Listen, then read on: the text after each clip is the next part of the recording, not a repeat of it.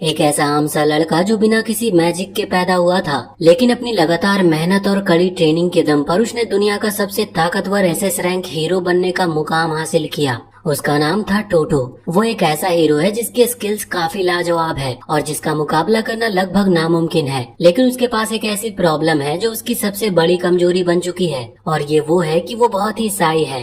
किसी के सामने जाकर बात करने की उसकी हिम्मत ही नहीं होती, और यही कारण है कि उसकी जिंदगी अब तक बिल्कुल ही ब्लैक एंड व्हाइट जैसी है। लेकिन किस्मत अचानक करवट लेती है। एक दिन उसकी जिंदगी में 3 बेहद खूबसूरत लड़कियां आती हैं और उसकी टीम को ज्वाइन कर लेती है। उनके आने से टोटो की जिंदगी थोड़ी रंगीन हो गई थी, लेकिन उसे बिल्कुल अंदाजा नहीं था कि ये तीनों लड़कियां उसकी साथी नहीं बल्कि उसकी जान की दुश्मन है। कहानी शुरू होती है डीमन किंग से, जो अचानक ही किसी वजह से बहुत ही डरा हुआ महसूस करने लगा था। उसे लगने लगा था कि कोई उसे मारने वाला है। वो तुरंत ही अपनी इकलौती बेटी सीएल को बुलाता और उसे मिशन सौंपता है कि वो एक ऐसे हीरो को मार दे जो उसके लिए सबसे बड़ा खतरा बन चुका है। और सारे हीरोज में से सबसे अलग और खतरनाक दिखने वाले टोटो को ही टारगेट बनाया जाता है, और डीमन किंग वही इन्फॉर्मेशन सीएल को दे देता है। सीएल अपने पिता से वादा करती है कि वो ये मिशन पूरा करके रहेगी, लेकिन उसके दिल में मिशन से ज्यादा एक्साइटमेंट है दुनिया को एक्सप्लोर करने की। पहली बार बाहर जाने का मौका मिलने पर वो सोचने लगती है कि कौन कौन सी जगह देखने वाली है वो, और कौन कौन से फूड को वो चखने वाली है। उसी दौरान शहर की अंधेरी गलियों में जहाँ रोशनी तक नहीं पहुँचती, एनीमोनी नाम के लोकल असैसिन को एक ऑर्गेनाइजेशन से नया हिट जॉब मिलता है। उसका टारगेट भी वही हीरो था, लेकिन इस काम की एक अजीब सी शर्त थी। उसे ये मर्डर एक प्रिस्ट के आउटफिट में करनी थी।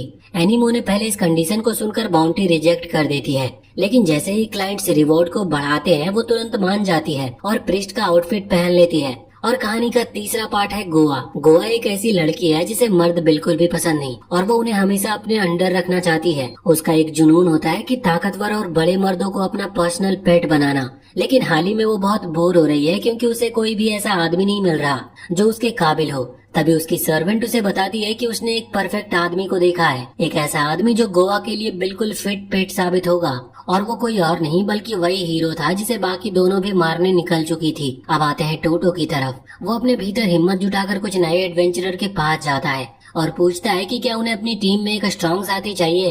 वो अपने दिमाग में इमेजिन करता है कि जैसे ही वो अपना नाम बताएगा सब उसे पहचान लेंगे और लोग एक्साइटेड होकर उससे ऑटोग्राफ मांगेंगे और उसकी तारीफ करेंगे। लेकिन ये सब सिर्फ उसकी इमेजिनेशन थी, असलियत बिल्कुल उल्टी थी। रियलिटी में टोटो कभी भी किसी के पास जाकर ठीक से बात ही नहीं कर पाता। लोग उससे डर जाते हैं क्योंकि उसकी ताकत इतनी ज्यादा है कि कोई ट्रबल मोल नहीं लेना चाहता, और यही कारण है कि उसे अक्सर अकेले ही क्वेस्ट पर जाना पड़ता था। लेकिन उसी दिन उसकी किस्मत बदल जाती है और अचानक से 3 लड़कियां खुद उसके पास आती हैं और पूछती है कि क्या वो उसकी पार्टी को ज्वाइन कर सकती है। और ये वही 3 असैसिन थी जो अलग अलग वजहों से उसकी जान लेने आई थी, लेकिन ये तीनों भी एक दूसरे को जानते नहीं थे। इससे पहले कि वो आपस में भिड़े, गिल्ड में मौजूद लोग उन्हें वार्न करते हैं कि इस खतरनाक आदमी से दूर रहना ही बेहतर होगा। गोवा सबसे पहले जवाब देती है कि टोटो अब सिर्फ उसी का है, और सीधे टोटो को पकड़कर जोर से हग कर लेती है। टोटो का दिमाग वहीं पर शॉर्ट सर्किट हो जाता है और वो उसी पल बेहोश हो जाता है। लोग सोचते हैं कि क्या टोटो मर गया। लड़कियां हैरान थी, लेकिन गिल्ड के रेगुलर बिल्कुल भी परेशान नहीं होते। वो हंसकर कहते हैं कि टोटो बहुत ही सही है और अगर कोई औरत उसे छू ले तो वो तुरंत ही बेहोश हो जाता है। गोवा और एनीमोने को ये जानकारी बहुत इंटरेस्टिंग लगती है। सीएल सबसे पहले आगे बढ़ती है और वो अपना डार्क मैजिक एक्टिवेट करती है और बेहोश पड़े टोटो को कंट्रोल करके हवा में उड़ जाती है ताकि उसे टाउन से बाहर ले जाकर खत्म कर सके। वहीं गोवा और एनीमोने भी पीछे पीछे तेजी से उसके पीछा करती हैं और खुश होती हैं कि अब उन्हें फुल पावर इस्तेमाल करने का मौका मिलेगा। एनीमोने, जिसकी खास स्किल्स गन मैनिफेस्ट करना था, तुरंत ही एक ग्रेनेड मशीन गन समन करती है और वो सीएल पर दाग देती है। लेकिन सीएल यहाँ पर डिफेंसिव मैजिक को एक्टिवेट करके अपने आप को और टोटो को बचा लेती है। फिर वो नीचे उतरकर एनीमोने से लड़ने लगती है और सीक्रेटली एक समनिंग सर्कल एक्टिवेट कर देती है। लेकिन इससे पहले कि दोनों की लड़ाई शुरू हो, गोवा भी वहाँ पर पहुँच जाती है और बीच में कूद जाती है। गोवा यहाँ पर अपनी कॉन्क्लूजन निकालती है जिससे उसे फायदा मिलने की उम्मीद थी।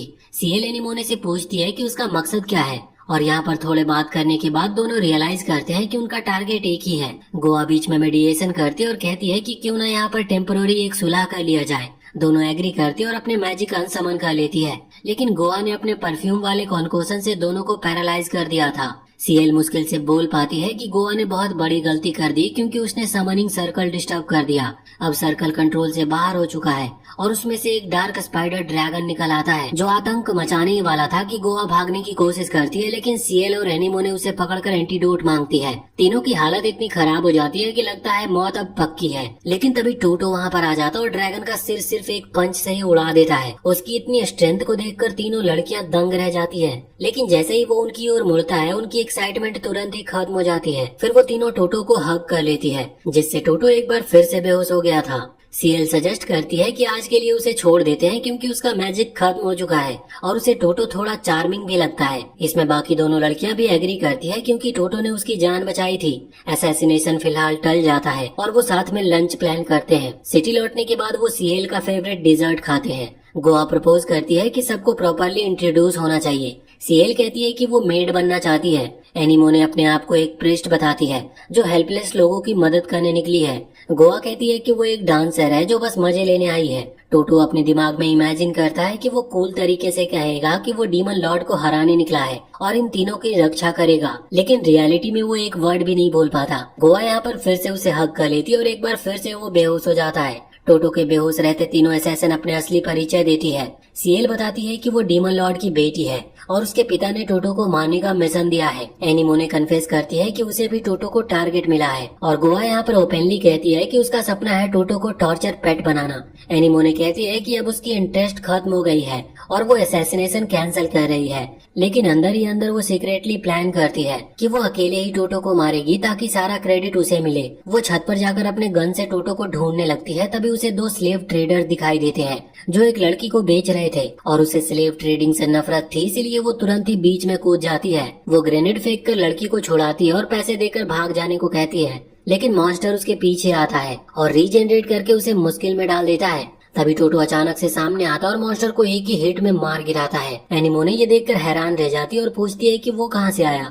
टोटो कहता है कि उसने पहले ही कहा था कि वो उनकी रक्षा करेगा। एनिमो ने मजाक में उसे फ्लाइंग किस देती है ताकि वो फिर से बेहोश हो जाए। सीएल और गोवा इस पर हंस पड़ती है। एनिमो ने बताती है कि उसने मॉन्स्टर को जानबूझकर नहीं मारा क्योंकि वो नहीं चाहती थी कि उस मासूम लड़की के सामने खून खराबा दिखे। गोवा और सीएल फिर से आर्ग्यू करने लगते हैं और वेपन निकाल लेती है, तो गोवा उन्हें रोकती है कि टोटो को डिस्टर्ब मत करो। यहाँ पर सीएल सजेस्ट करती है कि क्यों ना फाइट को गेम और स्नैक से सेटल किया जाए। एनिमो ने पहले तो मना करती है, लेकिन फिर बाहर रह जाने के डर से सेमलेसली ज्वाइन भी कर लेती है। टोटो उठकर सोचता है कि ये सब एक सपना है, लेकिन हकीकत ये है कि तीनों लड़कियां उसके पास सो रही होती है और वो शौक से एक बार फिर से बेहोश हो जाता है और इस तरह से उनकी एक यूनिक टीम बनती है। गोवा सबसे देर में उठती है और जब टोटो को बेहोश पड़ा देखती है तो कहती है कि वो उससे भी ज्यादा लेजी है। एनिमो ने मजाक में कहती है कि शायद अब उन्हें टोटो को मारने की जरूरत ही नहीं, क्योंकि अगर ये सिलसिला ऐसा ही चलता रहा तो साई हीरो टोटो नाक से खून बहते बहते खुद ही मर जाएगा। तीनों में से कोई भी ये अलाउ करने के लिए तैयार नहीं था कि दूसरा हीरो को खत्म करे। जैसे ही माहौल थोड़ा टेंस होता है, तीनों अपने अपने वेपन निकाल लेते हैं ताकि जरा भी मौका मिले तो वो हीरो को वहीं पर खत्म कर दे। सीएल सबसे पहले बोल उठती है। वो गोवा और एनिमो ने दोनों को पीछे हटने को कहती है, ये दावा करते हुए कि वही सबसे ज्यादा डिजर्विंग है, क्योंकि आखिरकार वो डीमन लॉर्ड की बेटी जो है और अपने पिता का मिशन पूरा करना उसका हक है। तो यहाँ पर एनिमो ने जवाब देती है कि उसे डीमन रॉयलिटी की परवाह नहीं, उसके पास 99.99% का फ्लॉलेस सक्सेस रेट है। एक असैसिन के तौर पर अगर किसी को ये काम करना चाहिए तो वही है और बाकी दोनों उसके रास्ते से हट जाएं। आखिर में गोवा जोर से हंसते हुए बोलती है कि प्लेजर पैलेस के मालिक होने के नाते अल्टीमेट प्लेजर का अधिकार उसी का है और सबसे बड़ा प्लेजर यही होगा कि वो टोटो जैसे स्ट्रॉन्ग मैन को अपना पर्सनल पेट बनाए। तीनों लड़कियां एक डेडलॉक में खड़ी हो गई थी। हवा भारी हो चुकी थी और अगर एक चिंगारी भी पड़ती तो युद्ध शुरू हो जाता, लेकिन तभी हीरो टोटो धीरे धीरे होश में आने लगता है। वो आंखें मलते हुए उठकर बैठ जाता और जैसे ही देखता है कि तीनों लड़कियां उसे घूर रही है तो वो अचानक ही बहुत हैरान होता है और एक पल के लिए वो तीनों लड़कियां भी अपना मिशन भूल गई और लगभग एक साथ बोल पड़ती है कि गुड मॉर्निंग। और ये आवाज टोटो के लिए एक डेथ सेंटेंस साबित होती है। उनकी आवाज, उनका अटेंशन इतना काफी था, उसका चेहरा लाल पड़ गया और फिर से वो जमीन पर ढेर होकर बेहोश हो गया। उन तीनों ने एक दूसरे को घूर कर देखा और आखिरकार तय किया कि फिलहाल अपना मिशन पोस्टपोन कर देती है और अब वो ध्यान अपने नए एडवेंचर पर देंगे। अगली सुबह जैसे ही सब निकलने लगे, गोवा यूजुअल की तरह सबसे ज्यादा एक्साइटेड और नॉइजी थी। उसकी एनर्जी इतनी हाई थी कि सीएल और एनिमो ने दोनों ने अपने सिर पकड़ लिए, ये शिकायत करते हुए कि सुबह सुबह इतना शोर करना बिल्कुल टॉर्चर के समान है। गोवा उनके बातों पर हल्का हंसी मजाक करते हुए जवाब देने लगती है और देखते ही देखते तीनों में एक हल्का फुल्का आर्गुमेंट छिड़ जाता है। इसी बीच हीरो टोटो उन्हें देखता रहा और सोचने लगा कि क्या वो सच में इन 3 प्रिंसेस के साथ सरवाइव कर पाएगा। और आज ही वो 2 बार बेहोश हो चुका था और दिन भी अभी बहुत लंबा था। सीएल ने अचानक नोटिस किया कि टोटो कुछ ज्यादा ही टेंस लग रहा है। उसने उससे पूछा कि सब कुछ ठीक है।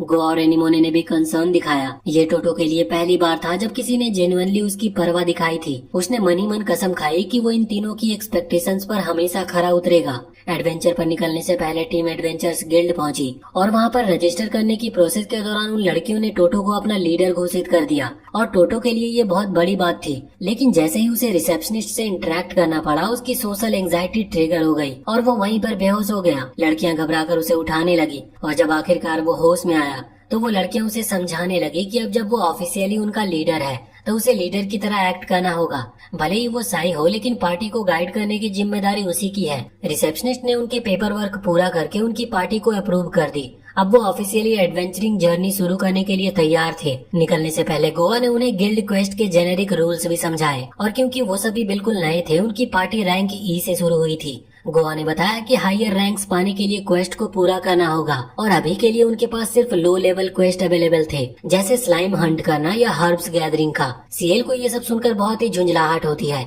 उसने साफ कहा कि उसे जल्दी से जल्दी एस रैंक तक पहुंचना है ताकि वो हार्डकोर मिशन पर जा सके। लेकिन सच ये था कि कोई भी शॉर्टकट या चीट कोड नहीं था। उन्हें मेहनत करनी थी और वहीं से शुरू करना था। जैसे ही वो निकलने लगी, गोवा ने जानबूझकर टोटो को हग कर लिया और हमेशा की तरह टोटो एक बार फिर से बेहोश हो गया। तो गोवा यहाँ पर मुस्कुराकर बाकी लड़कियों से पूछ बैठी, क्या तुम्हें सच में लगता है कि हम सबको एक टीम की तरह एडवेंचरिंग करनी चाहिए? क्योंकि आखिरकार हमारा असली गोल तो कुछ और ही है। इस रिमाइंडर से बाकी दोनों भी सीरियस हो जाती हैं। लेकिन पिछली बार जैसी आपसी लड़ाई दोहराने का कोई मतलब नहीं था, इसीलिए एनिमोने ने एक सॉल्यूशन सजेस्ट किया। हम में से हर किसी को एक एक दिन मिलेगा और उसी दिन हमें मौका मिलेगा टोटो को मारने का। जिस दिन जिसकी बारी होगी वही कोशिश करेगा।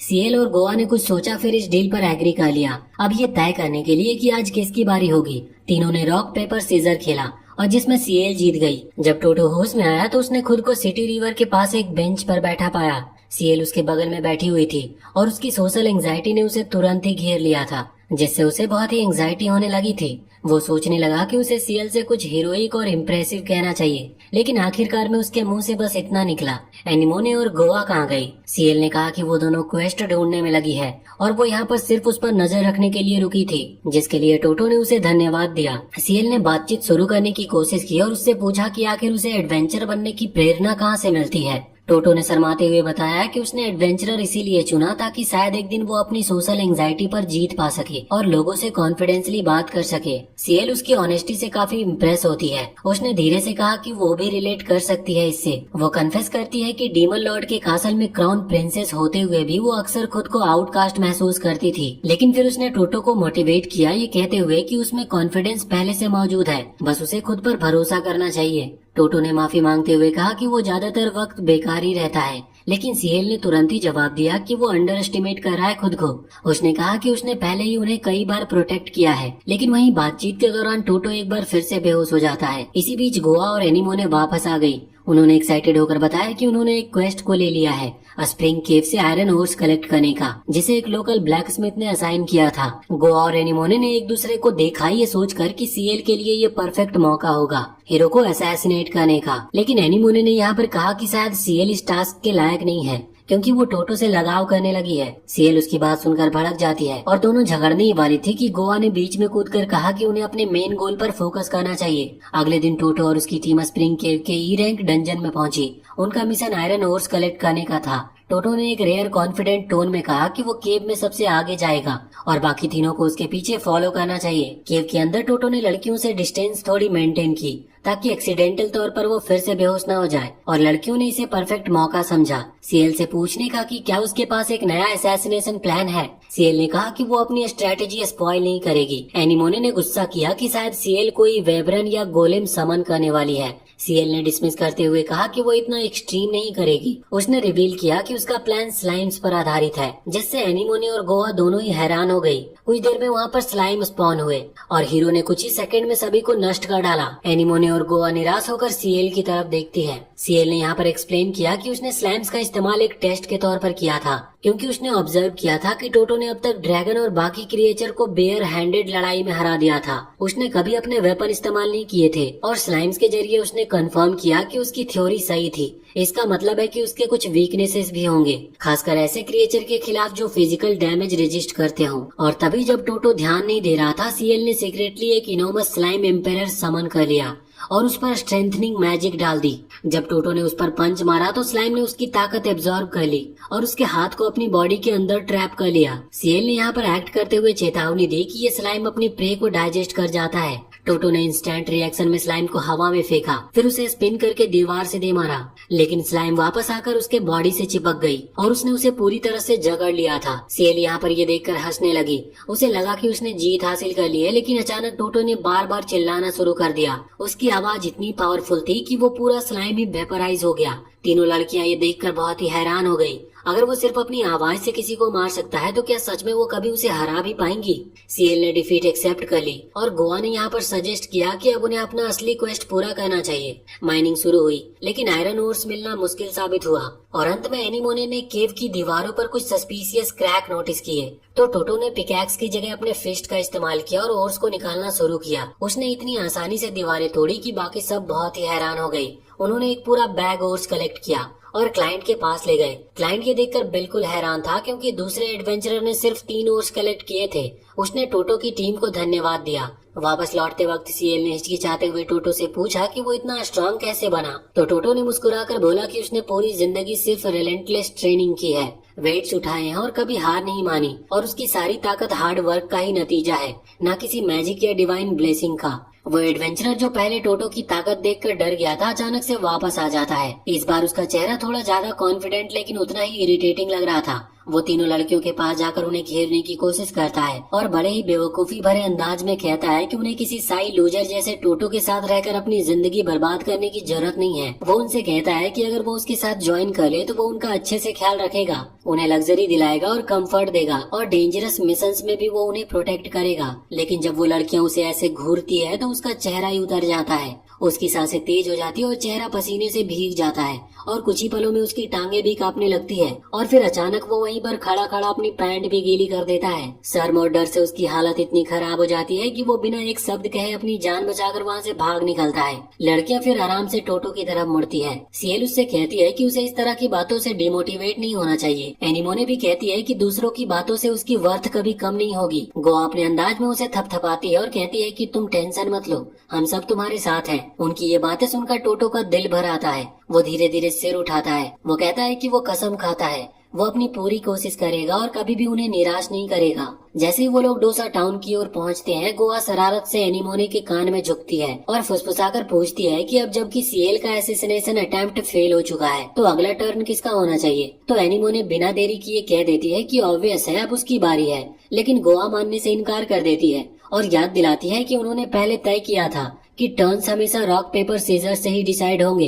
दोनों रूल्स को मानने पर एग्री कर लेती है और फिर वहीं सड़क पर खड़े खड़े एक रॉक पेपर सीजर मैच शुरू करती है। हर बार ड्रॉ हो जाता और टोटो दूर से कंफ्यूज्ड एक्सप्रेशन के साथ सोच रहा होता है कि आखिर ये लड़कियां हर समय इतने अजीब गेम्स क्यों खेलती रहती है। और आखिरकार गोवा जीत जाती है और मुस्कुराते हुए डिक्लेयर करती है कि अब बारी उसी की है। तो यहाँ पर सीएल और एनिमोने बहाना बनाकर कहती है कि उन्हें अर्जेंट काम याद आ गया है और धीरे धीरे वहाँ से खिसक जाती है, जिससे टोटो गोवा के साथ अकेला रह जाता है। टोटो जो हमेशा नर्वस रहता है, गोवा जैसी हॉटी के साथ अकेला चलते हुए और भी ज्यादा ऑकवर्ड महसूस कर रहा था।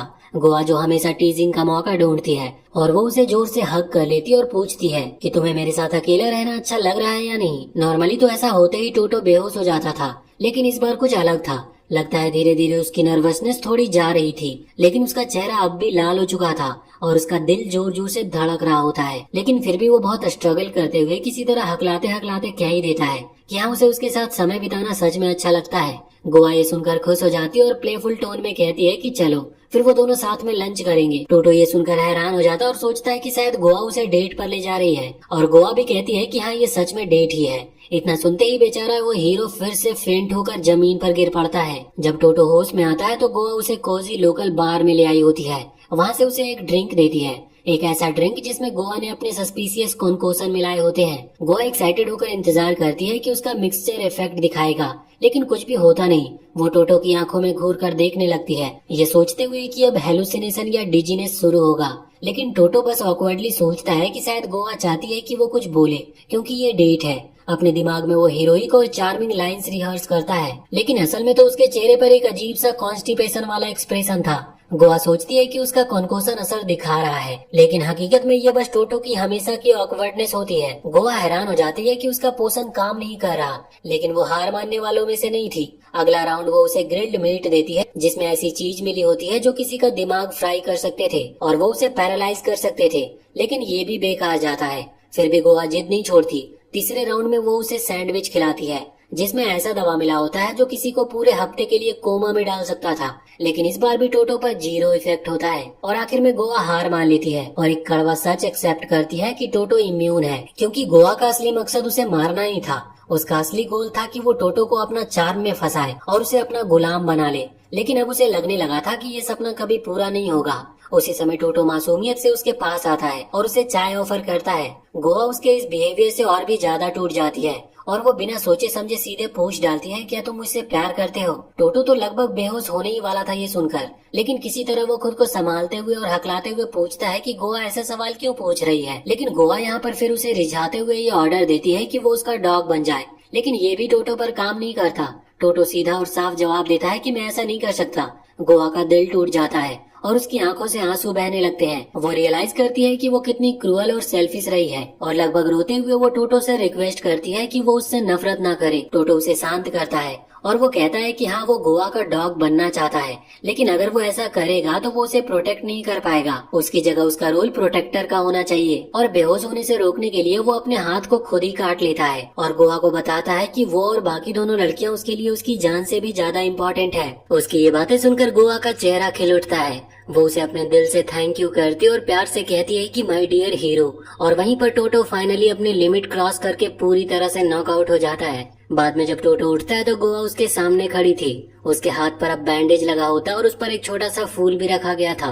गोवा मुस्कुराकर बताती है कि ये उसका छोटा सा थैंक यू गिफ्ट है और हमेशा की तरह टोटो एक बार फिर से बेहोश हो जाता है। जब वो दोबारा उठता है तो शाम के करीब 7 बज चुके होते हैं। गोवा उसे सीएल और एनीमोने से मिलवाने ले जाती है। सीएल टोटो को डेजर्ट खिलाने ले जाती है, जबकि एनीमोने गोवा के साथ पीछे रह जाती है और वो उससे पूछती है कि क्या गोवा भी फेल हो गई। गोवा आश्चर्यजनक तरीके से बताती है कि हाँ, वो फेल हो गई, लेकिन उसे बहुत मजा आया और सच कहे तो वो अपने हीरो के साथ ऐसे ही मोमेंट्स एंजॉय करती रहना चाहती है। फिर गोवा टोटो का हाथ पकड़कर सजेस्ट करती है कि वो आज रात उसके साथ रूम शेयर करे। सीएल की आंखें थोड़ी सस्पिशियस हो जाती है और उसे शक होने लगता है कि गोवा ने असैसिनेशन अटेम्प्ट छोड़कर टोटो के साथ सच में डेट की है। अगले दिन एनीमोने की बारी होती है।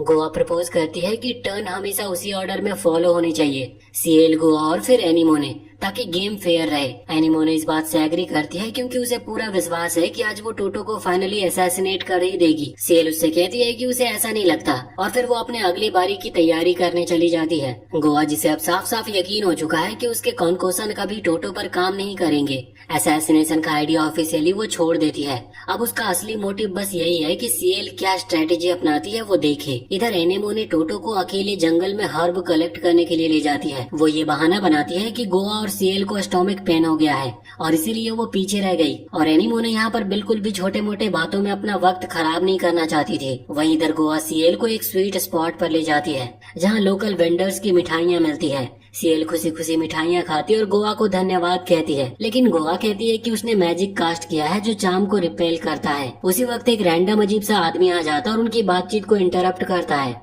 वो उनसे पूछता है कि वो बस ऐसे बैठकर क्यों बातें कर रही है। वो दोनों इरिटेट होकर उसे वहाँ से चले जाने को बोलती है। वो आदमी अपनी बातों को जस्टिफाई करने की कोशिश करता है, लेकिन दोनों उसे इग्नोर कर देती हैं। जंगल में एनीमोने बोर हो रही होती है। वो सोचती है कि काश वो थोड़ा हाई हो पाती, लेकिन क्योंकि वो एक प्रिस्ट बनी हुई है इसीलिए ओपनली ऐसा नहीं कर सकती। वो टोटो से पूछती है कि उसे क्या पसंद है। टोटो बिना ज्यादा सोचे स्ट्रेट फॉरवर्ड जवाब देता है कि उसे वेट उठाना बहुत पसंद है। एनीमोने को ये जवाब बिल्कुल बोरिंग लगता है, लेकिन वो कुछ कहती नहीं। रेस्टोरेंट वाले सीन में वापस वही अजीब आदमी उन्हें बार बार परेशान कर रहा था, लेकिन गोवा और सीएल उसे इग्नोर ही कर रही होती है। आखिरकार वो पीछे इशारा करके कहता है कि वहाँ रॉबर्स लूट कर रहे हैं, फिर भी वो दोनों का रिएक्शन ऑलमोस्ट जीरो ही रहता है। उधर एनिमोने टोटो से पूछती है कि उसके चेहरे पर स्कार कैसे आया। ये सवाल टोटो को थोड़ी देर के लिए अनकंफर्टेबल कर देता है। और वहीं इधर रेस्टोरेंट में रॉबर्ट्स का बॉस जैक इंटर करता है। वो उन लड़कियों पर डिसरिस्पेक्टफुल होने का आरोप लगाता है और प्राउडली अपने बी रैंक एडवेंचरर स्टेटस को दिखाता है। गोवा तुरंत उसकी एबिलिटी का मजाक उड़ाती है और सीएल कैजुअली पूछती है कि क्या सच में बी रैंक कुछ इम्प्रेसिव भी होता है।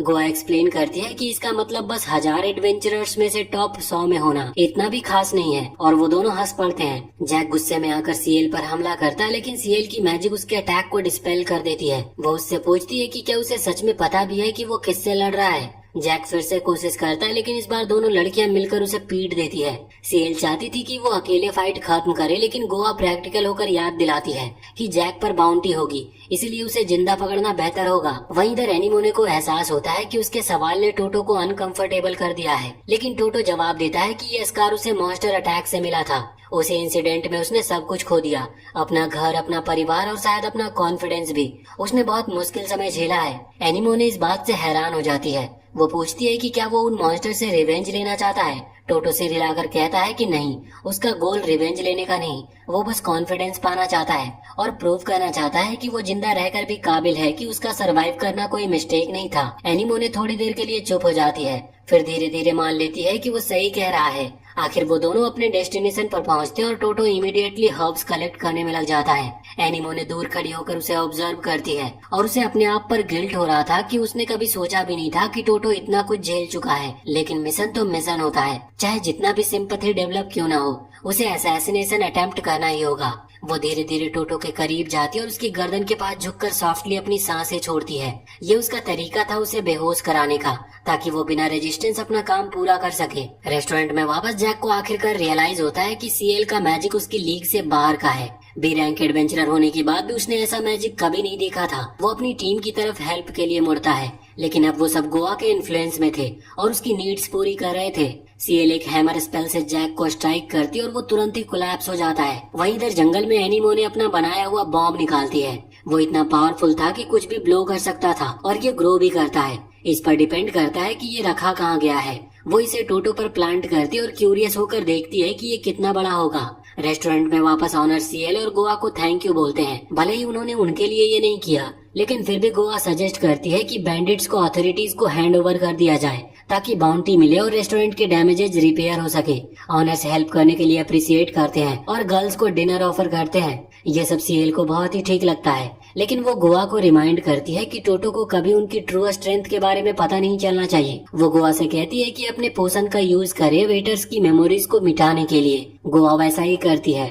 और वो लोग निकल जाते हैं बिना स्टाफ के उन्हें रिकॉग्नाइज किए। सीएल को आखिर गोवा की हर्ब्स की वैल्यू समझ आती है। अपनी खुद की पावर के बावजूद वो मेमोरीज अल्टर नहीं कर सकती।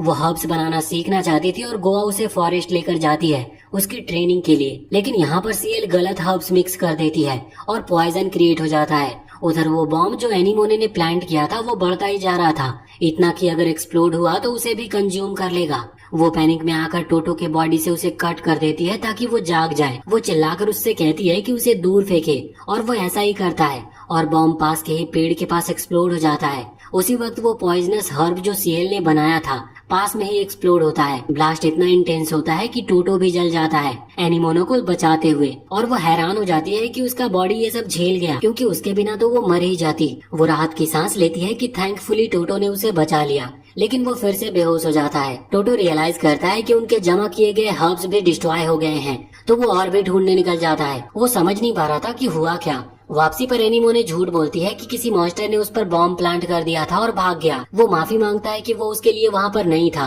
वो एक्सपेक्ट करते हैं कि बाकी गर्ल्स उसकी हालत देखकर शॉक होंगी, लेकिन जब वो उन्हें देखते हैं तो वो भी जली होती है। सीएल कंप्लेन करती है कि अब वो हर्ब लेसन से तंग आ चुकी है, लेकिन गोवा उसे बार बार कन्विंस करती है। उनकी अगली एडवेंचर के लिए वो डंजन जाने वाले थे। सीएल को डंजन की चिंता नहीं थी, उसे परेशान ये करता है कि पास में एक फूड स्पॉट है। वो वहाँ पर जाना चाहती थी, लेकिन अफसोस उन्होंने डंजन चूज किया। साई हीरो और उसके 3 ब्यूटीफुल कंपेनियन फिर से एडवेंचर पर निकलते हैं। वो गॉब्लिन्स का हंटिंग करते हैं और टोटो कॉन्फिडेंट होकर उन्हें इजीली डिफीट भी कर देता है। टोटो की मदद करने के लिए एनिमो ने उसकी स्ट्रेंथनिंग मैजिक यूज करती है, जबकि गोवा गॉब्लिन्स पर अपने स्प्रे पोशन का यूज करती है। सीएल अपनी मूव लेती है और गोब्लिन को अपने अटैक स्पेल से ब्लास्ट करती है और तब जाकर टोटो अपने एक पंच से उसे फिनिश करता है। क्वेस्ट कंप्लीट करके वो एडवेंचरर्स गिल्ड वापस जाते हैं, जहां रिसेप्शनिस्ट उनकी सर्विस के लिए थैंक यू बोलती है। कमीशन रिवॉर्ड देने से पहले रिसेप्शनिस्ट टोटो को बताती है कि उसकी पार्टी की अकॉम्प्लिशमेंट्स की वजह से उन्हें प्रमोशन के लिए सेलेक्ट किया गया है और उन्हें ई से डी रैंक में जाने के लिए एक डी रैंक क्वेस्ट कंप्लीट करना होगा। एनिमो ने बात करती है और रिसेप्शनिस्ट से पूछती है कि किस तरह का क्वेस्ट होगा, तो रिसेप्शनिस्ट बताती है कि उन्हें एक डंजन क्लियर करना होगा। वो ये भी कहती है कि इस क्वेस्ट में उनकी टीम की बॉन्ड टेस्ट होगी, जो सबको हैरान कर देता है क्योंकि उनकी आपस में कुछ भी नहीं बनती। फिर भी हीरो और उसकी कंपेनियन डंजन गेट पर पहुंचते हैं, जहां गेट गार्ड इन्फॉर्म करता है कि उन्हें डंजन की बॉटम फ्लोर तक पहुंचना होगा और वहां से प्रूफ के तौर पर कुछ लेकर आना होगा। टोटो वहां पर पहले अंदर जाता है और वो तीनों लड़कियां सोचती है कि क्या उन्हें इस मौके का इस्तेमाल अपने असैसिनेशन अटेम्प्ट के लिए करना चाहिए। यहाँ रिवील होता है कि क्वेस्ट से ठीक पहले तीनों असैसिन ने एक लोकल रेस्टोरेंट में सीक्रेट मीटिंग की थी और डिस्कस किया था कि आज किसकी बारी है। एनिमो ने रूल्स फॉलो नहीं करना चाहती थी और सीक्रेटली प्लान करती है कि पूरे डंजन को उड़ा देगी ताकि टोटो और बाकी दोनों गर्ल्स भी मारी जाए। सीएल और गोवा को भी पता है कि एनिमो ने यही सोच रही है और वो भी यही डिसाइड करती है कि टाइम आने पर वो भी धोखा देगी, तो वो ऐसा प्रिटेंड करते हैं जैसे सब कुछ नॉर्मल है और वो पीसफुली क्वेस्ट को कंप्लीट करेंगे, जबकि तीनों ने ये ठान लिया था कि आज टोटो को मारना ही है। अब प्रेजेंट में ग्रुप एक डोर पर पहुंचता है जिस पर क्रेस्ट बना हुआ था और लिखा था कि आगे सेक्रीफाइस रूम है और ये उनका पहला ट्रायल होगा इसे अनलॉक करने के लिए। इसे अनलॉक करने के लिए पार्टी को अपने मैजिक और स्टैमिना ऑफर करना होगा।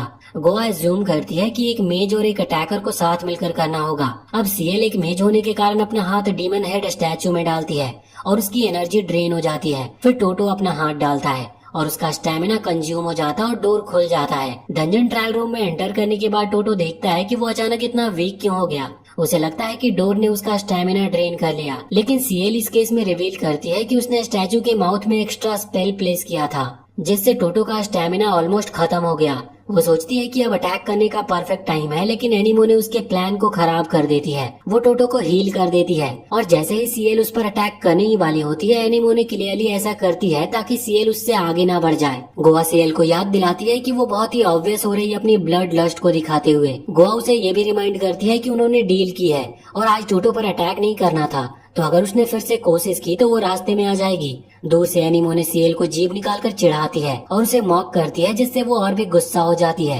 लेकिन जैसे ही टोटो मुड़कर देखने लगता है, वो प्रिटेंड करती है कि बस खेल रही थी। थोड़ी देर बाद वो एक हॉलवे में आते हैं जो फ्लेम्स से भरा हुआ था और दूसरा ट्रायल रूम होता है रूम ऑफ रेजिंग फायर का। इसे क्लियर करने के लिए उन्हें दूसरी तरफ पहुंचना था। टोटो सोच रहा होता है कि इतनी आग से कैसे क्रॉस करेगा, वो भी बिना हर्ट हुए। एनिमो ने चुपचाप प्लान करती है कि यहाँ बॉम्ब प्लांट करेगी क्योंकि आग उसके बॉम्ब की ताकत को डबल कर सकती है, तो वो एक्सक्यूज देती है कि उसे मेकअप अप्लाई करना है। लेकिन सीएल उसके प्लान को समझ जाती है और वो तुरंत अपने विंड मैजिक से सारी आग को बुझा देती है, जिससे उसका प्लान ही खराब हो जाता है। और इसी के साथ हम इस वीडियो को यहीं पर एंड करते हैं। इसके आगे के एपिसोड्स आपको अगर देखने हैं तो हमें कमेंट सेक्शन में जरूर बताएं और बताएं कि वीडियो आपको कैसी लगी। और इसी के साथ चैनल को सब्सक्राइब करके बेल आइकन जरूर दबा लें।